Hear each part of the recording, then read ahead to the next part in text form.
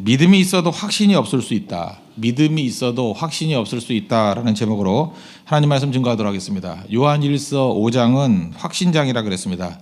세 가지 확신이 나오는데 첫 번째는 승리의 확신, 두 번째가 구원의 확신, 내일 살필 것이 기도 응답의 확신입니다.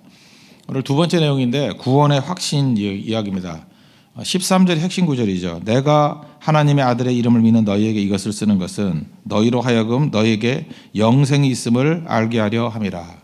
믿는 자들에게 쓴 거잖아요.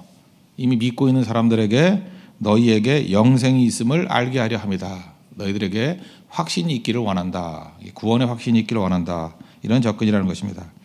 오늘 두 가지 내용 보도록 하겠습니다. 첫 번째는 그러면 믿음과 확신의 차이가 뭔가? 믿음과 확신의 차이를 살펴보면은 이 본문이 명확히 드러날 것 같고, 두 번째 확신이 중요한데 확신은 어떻게 오는 것인가? 이 두 가지를 한번 살펴보도록 하겠습니다.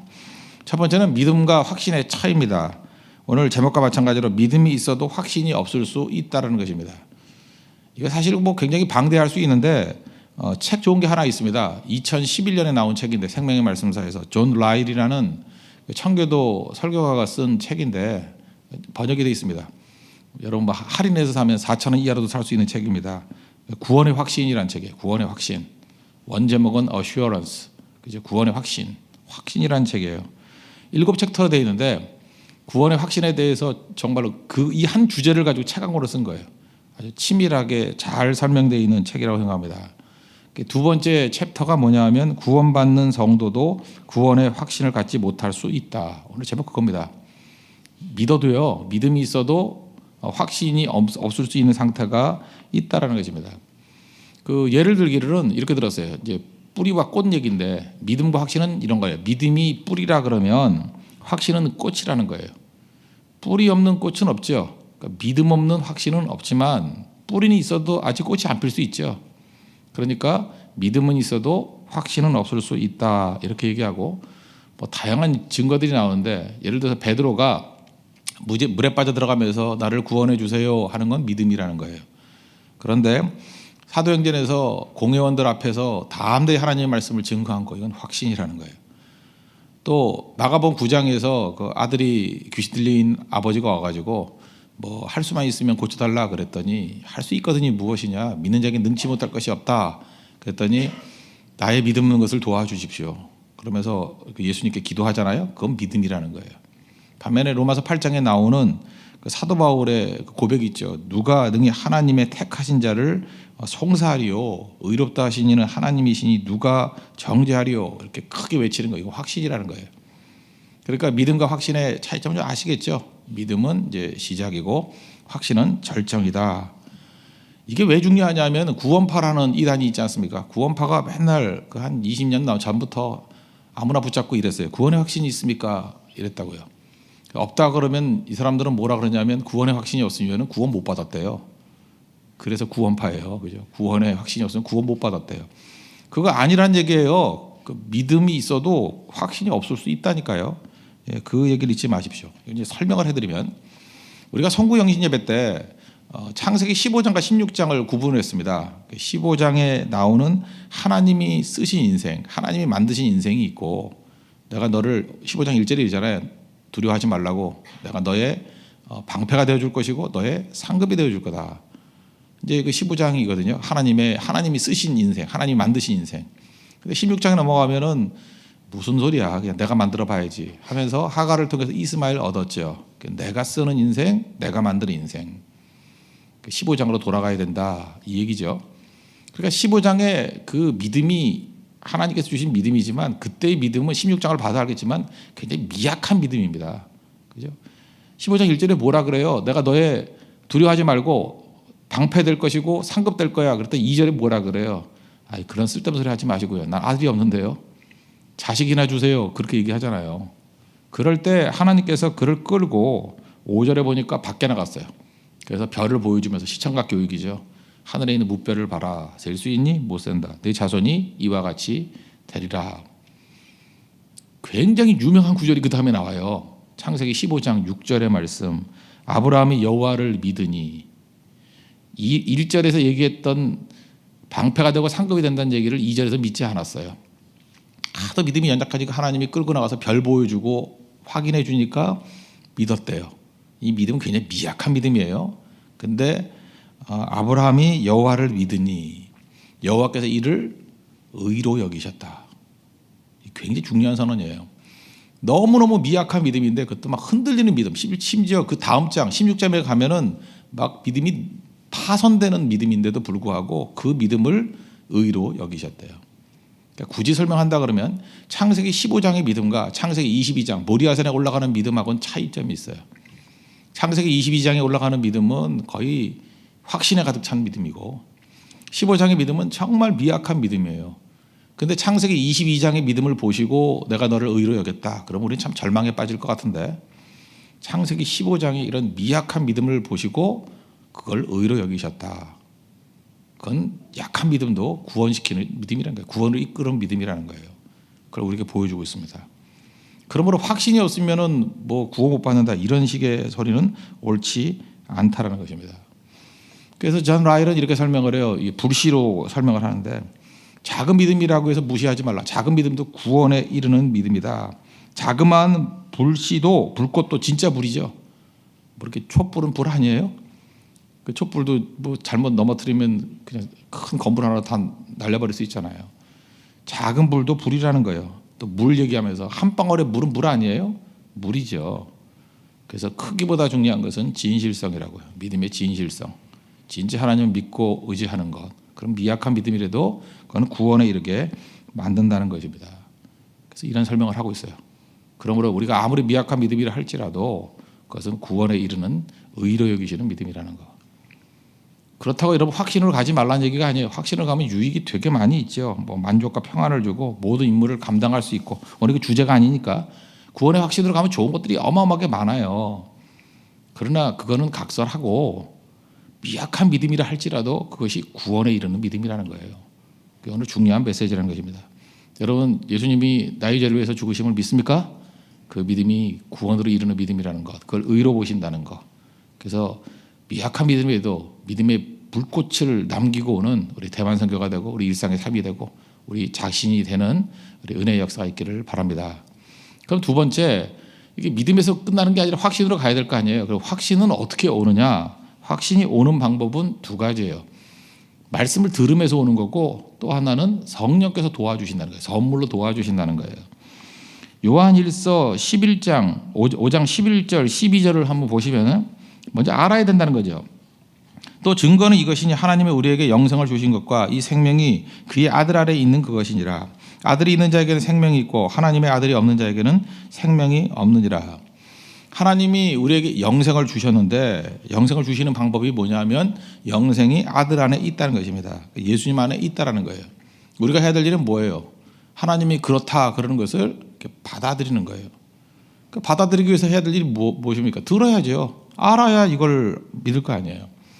근데 우리는 이 얘기를 들었단 말이에요. 들었는데 에이 그런 게 어딨어 뭐 이렇게 얘기할 수 있죠. 에이 그런 게 어딨어.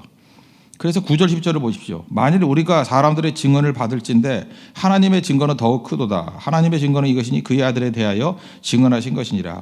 하나님의 아들을 믿는 자는 자기 안에 증거가 있고 하나님을 믿지 아니하는 자는 하나님을 거짓말하는 자로 만드나니.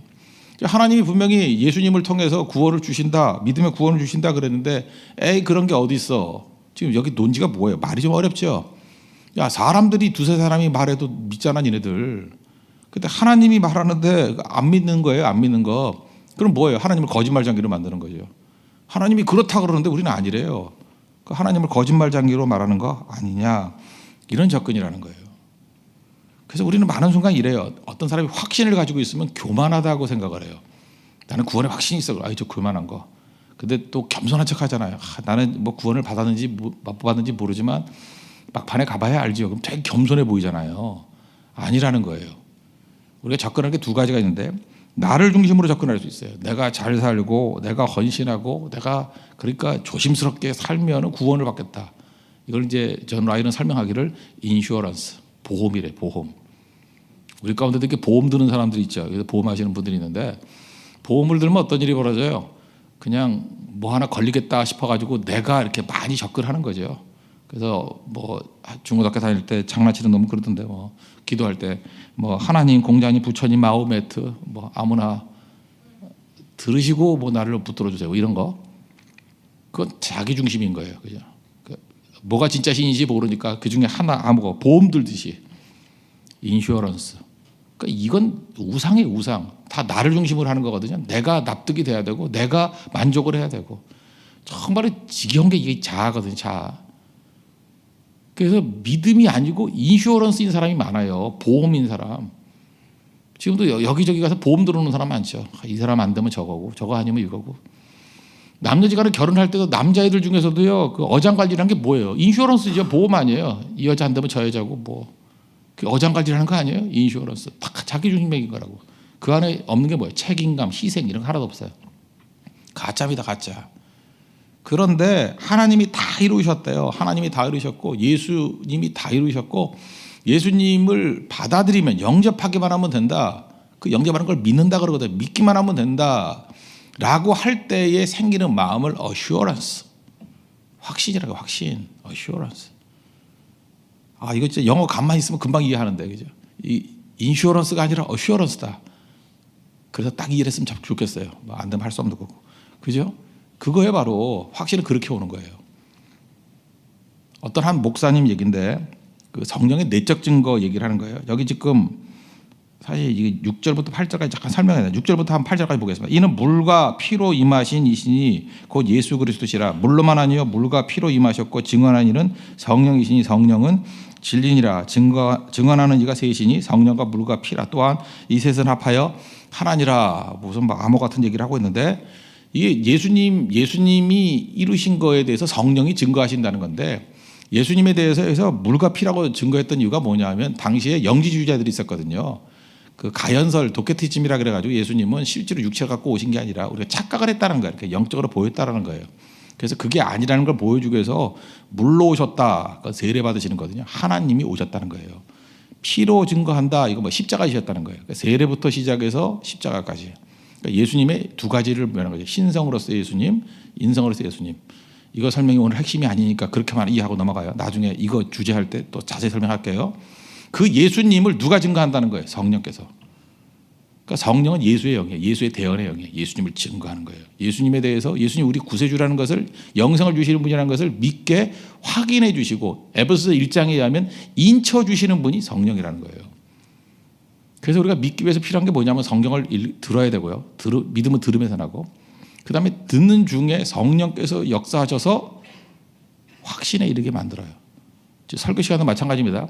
설교 시간에 말씀을 증거합니다. 듣죠, 여러분들이. 일단 들어야 돼요. 믿으면 들으면서 나니까. 근데 그것이 믿음의 확신으로 오게 만든 건 성령께서 하시는 거예요. 어떤 목사님 간증인데 너무너무 좋은 간증인 것 같아요. 제가 이제 불신 가정에서 태어났답니다. 그러니까 예수님의 배경이 전혀 없어요.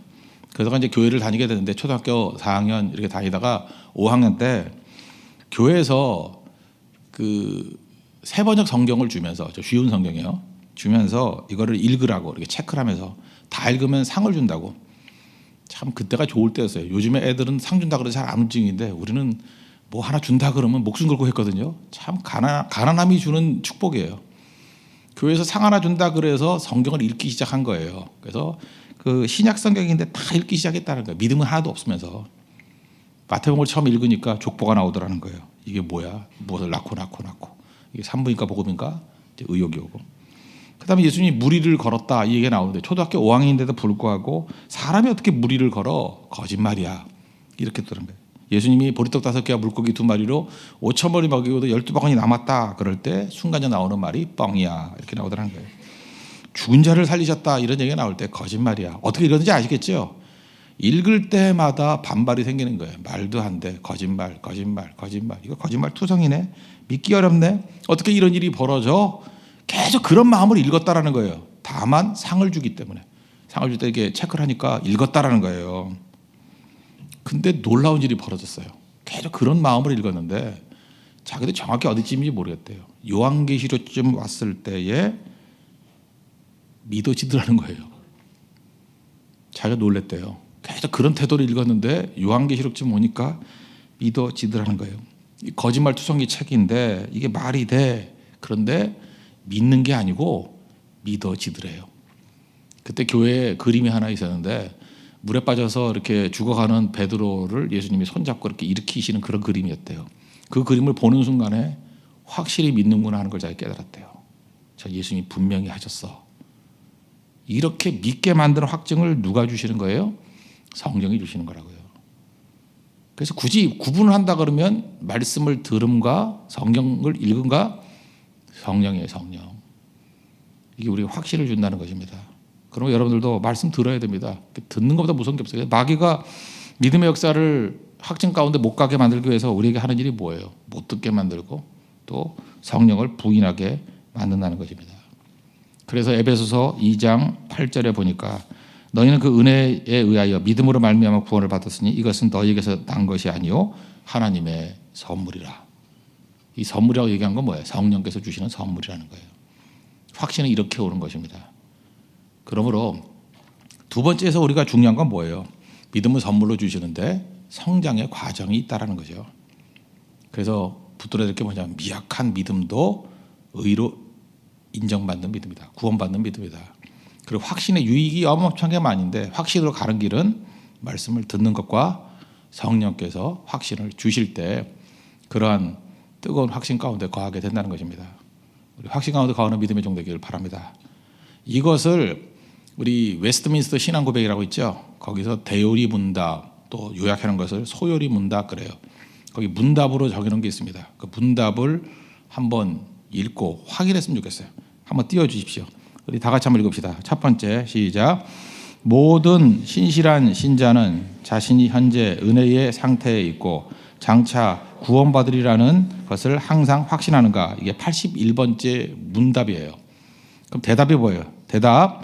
은혜와 구원의 확신은 신앙의 본질에 속한 것이 아니기에 진실한 신자도 확신을 얻기까지 오랜 시간이 걸릴 수 있을 뿐 아니라 확신을 얻은 후에도 혼란과 죄와 유혹과 실족으로 인하여 그 강도가 약해지거나 아예 중단되기도 한다. 그러나 성령이 항상 함께 하시며 도우시기 때문에 결코 완전한 절망에는 이르지 않는다. 이 마지막 문장을 뭐라 그러냐면 성도의 견인, perseverance.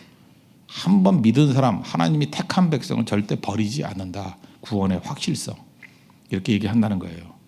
그러니까 지금도 온갖 이단들이 막 넘어뜨리고 할 때 사실은 이 웨스트민스터 신앙 고백만 제대로 공부했어도 답은 다 있거든요. 절대 흔들리지 말라고요. 그래서 오늘은 혹시 뭐 책이 있으면 책을 보시든지 아니면 인터넷을 찾아가지고 오늘 주제는 웨스트민스터 대요리 문답 81문이에요. 81번째 질문과 대답을 통해서 여러분 흔들리지 않는 믿음 가운데 서는 우리 하나님의 종 되길 바랍니다. 예, 모두 자리에서 일어나겠습니다. 310장 찬송하겠습니다. 다 같이 오늘 공동체 기도 드리고 다시 한번 우리 웨스트민스터 신앙 고백 81문 우리 질문과 대답을 기도 이후에 계속해서 한번 읽어보겠습니다. 우리 다 같이 기도하겠습니다. 믿음이 있어도 확신이 없을 수 있습니다. 확신의 자리까지 나가게 하소서. 하나님은 확신의 믿음을 의롭다 하신 것이 아니라 미약한 믿음을 의롭다 하셨습니다. 작은 믿음의 불씨를 붙들게 하소서. 믿음은 들음에서 납니다. 많이 듣고 성령의 기름 부음으로 확신에 이르게 하소서. 믿음은 보험이 아닙니다. 믿음은 확신입니다. 하나님께로부터 오는 것을 받아들이는 확신의 사람이 되게 하소서. 성령이 끝까지 붙으실 것을 믿습니다. 주와 함께 동행하게 하소서. 예수님의 이름으로 기도합니다. 아멘. 문 81 시작. 모든 신실한 신자는 자신이 현재 은혜의 상태에 있고 장차 구원받으리라는 것을 항상 확신하는가? 문 81 시작. 은혜와 구원의 확신은 신앙의 본질에 속한 것이 아니기에 진실한 신자도 확신을 얻기까지 오랜 시간이 걸릴 수 있을 뿐 아니라 확신을 얻은 후에도 혼란과 죄와 유혹과 실족으로 인해 그 강도가 약해지거나 아예 중단되기도 한다. 그러나 성령이 항상 함께 하시며 도우시기 때문에 결코 완전한 절망에는 이르지 않는다. 아멘. 우리 310장 찬송하겠습니다.